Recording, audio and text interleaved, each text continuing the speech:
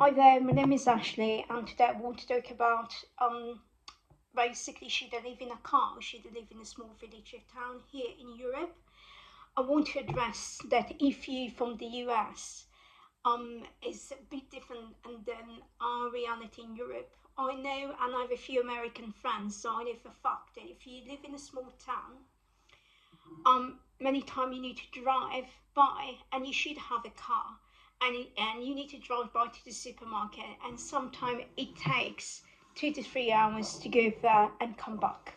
So I'm well aware that my situation in Europe is quite different than your situation in your home country, and it's not the same as me. But in Europe, if you live in a small town, most of the time you're gonna have everything around you by basically walking distance. So you can have a supermarket 5 minutes to 10 minutes walk. You can have a pharmacy, even three or four of them in your neighborhood. So you can choose which one is more affordable for you. It's a little bit different than living in the States, in America, and it's very important for me to say that this is from the point of view of European point of view and not from American point of view.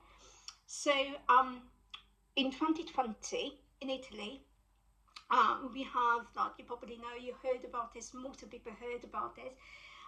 The government decided to sell houses, hold houses, evicted houses from the 60s and 70s to the mass public.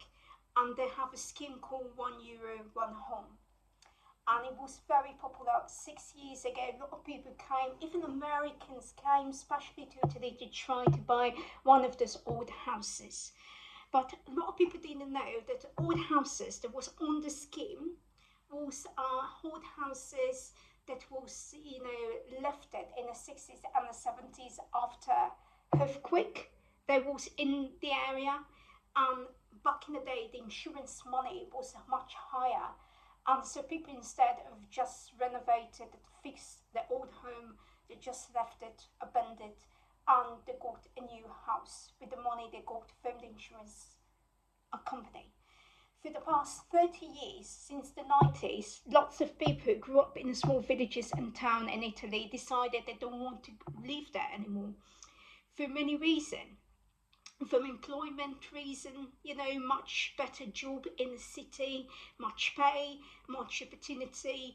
More people went to university for the course of 80s and 90s, and this course, a lot of, if people go to university and they earn a degree, now they want to work in the field or something related to the field, and this is what happened. A lot of people left the small village or the small town and didn't stay. The only one left were the old population. And what happened in Italy, they tried to basically give a new fresh air and attract maybe family with kids or young couple in order to have more young generation. Those old villages that now have more um, the average age is 50, 60 and 70, and this was very important to bring young population, also to help the old population in case of in needs. And this was the reason why those villages basically used the evicted old home um, to lure people to come and buy those, in order for them to live in the small town and basically try to make them better again as they used to back in the day. The other thing that caused me want to live in a small town, in 2021, I went to visit one of my American friends in Albania. If you're American, you get 1 year visa to go to Albania. A lot of people use it, and they stay in Albania from the States. Is a very, very famous destination for lots of Americans. Um, Visiting one of my friends, I was learning a little bit more about Albania itself, and also it was really interesting to see, the country from different point of view, from people from American who just left, and decided to live there and make this their home. But the other thing that was really, really interesting, it was like, I think for me, it was like really see a country that was a little bit stuck in time, back in time.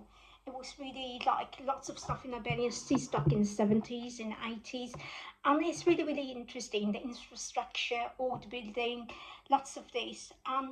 By visiting my friend, he told me a story. He was living with a roommate, and his roommate girlfriend, she was Argentinian, Russian, and Italian descended, and she decided to sue the Italian passport and get her grandpa nationality back. So in order for her to do that, she needed to wait in Italy. I don't know the process in Italy, but she needed to wait there. And she couldn't afford to live in a big city. It was too prices, even for 2021.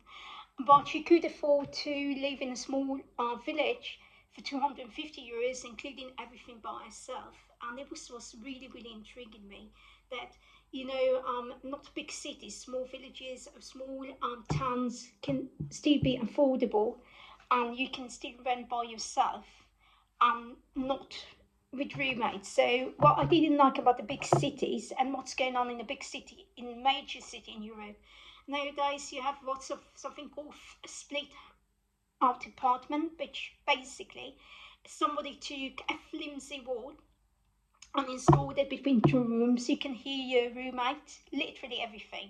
You can hear them coughing, you can hear them calling the girlfriend, you can't sleep at night.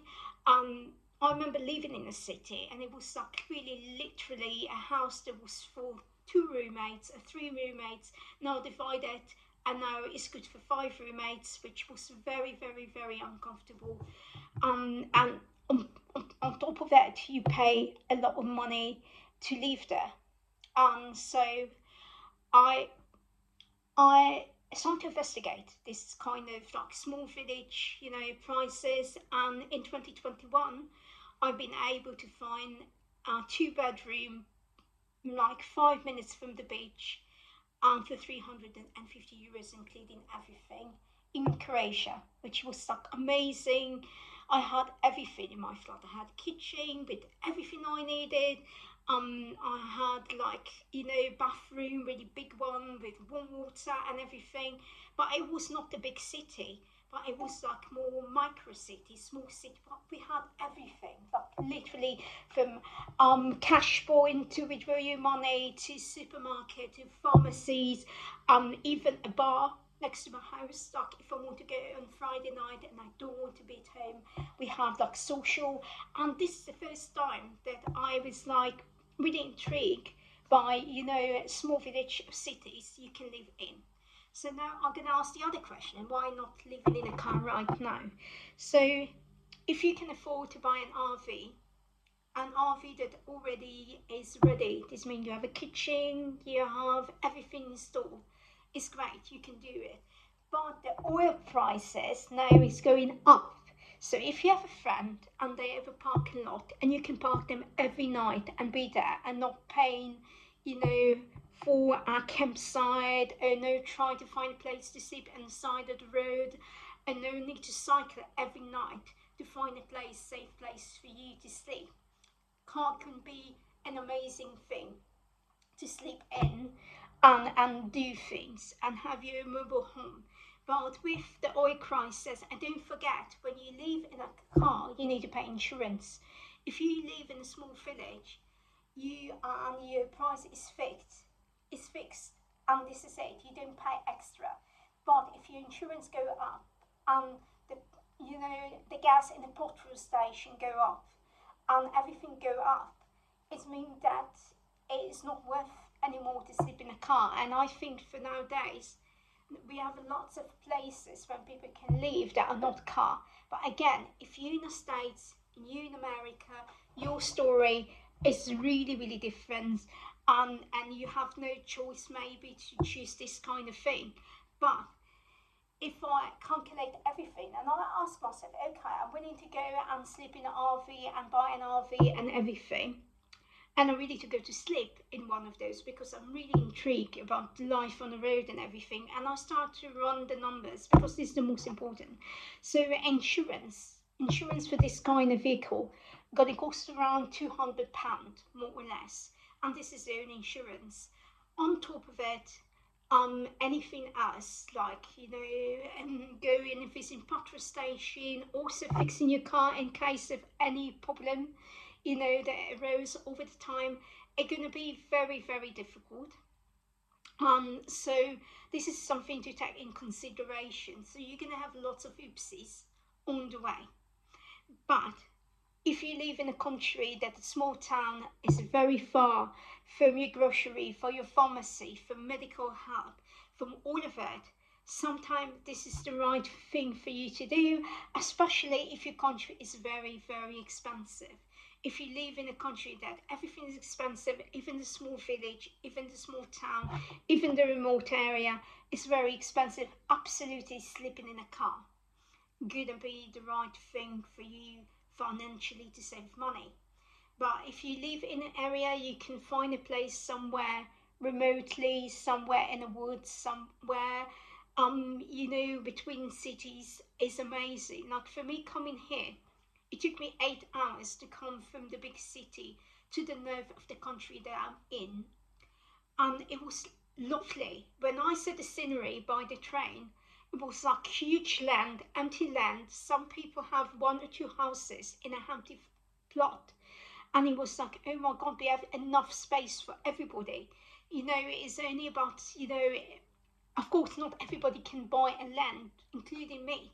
But if you could buy a land and you can live off the land, and once a month you can go to the supermarket and get everything you need, and the rest you can grow there, this is going to be the best decision you ever made in your entire life, because the level of stress that you gonna have gonna be very, very low, and you're not gonna need to deal with stress on a daily basis.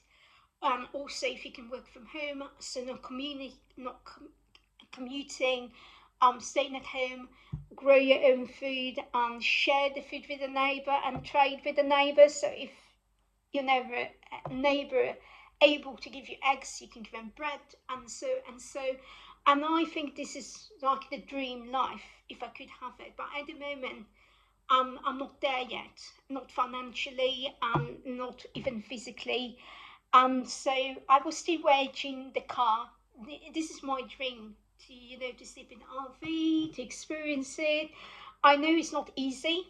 When I was in Albania in 2021, I met a really, really nice couple from London, and they decided to move to RV in 2020. This is what their decision. They decided to do that because they couldn't afford any more rent, and when with roommates were not worth for them, and they worked very, very hard, and they got motorhome for 1985. It was already, most of the stuff was there. The only stuff they little bit renovated it was the kitchen. They put those, tile stickers.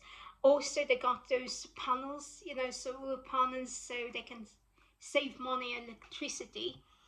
And they have also wood burning stove, really small wood burning stove in the car.